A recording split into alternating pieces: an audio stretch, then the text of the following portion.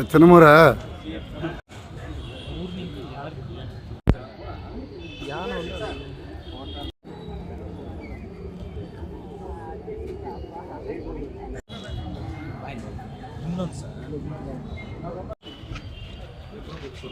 அந்த 2 3 இல்லை அவங்க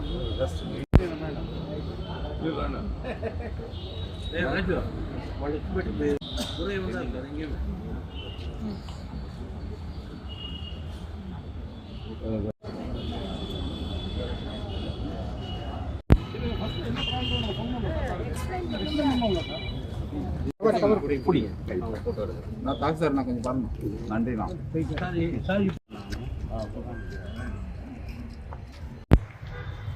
நகரினுடைய பிரச்சனையை வந்து எடுத்து சொல்லலாம் என்பதற்காக நேற்று கூட்டம் போட்டிருந்தோம். கூட்டம் போட்டு நம்மளுடைய நகருக்கு உள்ளே விடக்கூடிய அந்த கழிவு நீரை வந்து உள்ளே விடக்கூடாது என்பதற்காக தான் நம்ம இவ்வளோ பேருக்கு வந்து நம்ம தாசில்தார் தான் சொல்லியிருந்தார். இதுக்கு தாசில்தாரே வந்திருப்பார் என்பது வந்து ஏறத்தாழ காம்பவுண்ட் வாலுக்கு பக்கத்தில் ஒரு 1.5 அடி இருக்குன்னு சொன்னதே சார் தான். அது வரைக்கும் நமக்கும் தெரியாது. அவர் தான் சர்வே பண்ணார். சர்வே பண்ணி பார்த்துட்டு வெளியிலே 1.5 அடி இருக்குது சார், அதில் கூட போட்டு எடுத்துகிட்டு நாங்கள் வெளியே கொடுத்துருக்கோம்.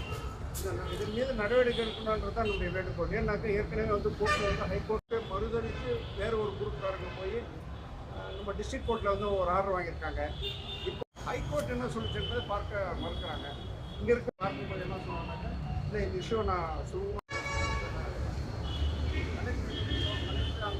தீர்வை நோக்கி அவங்க சொல்ல மாட்டேன்றாங்க. எம்எல்ஏவும் சொல்ல மாட்டேன்றாரு, மேயரும் சொல்ல மாட்டேன்றாரு, துணை மேயரும் சொல்ல மாட்டேன்றாரு. 3 பேர் தான் வந்து அந்த ஸ்பாட்டை வந்து இன்ஸ்பெக்ஷன் தெளிவான ஒரு அணுகுமுறையோடு தான் நாங்கள் போய் கேட்குறோம்.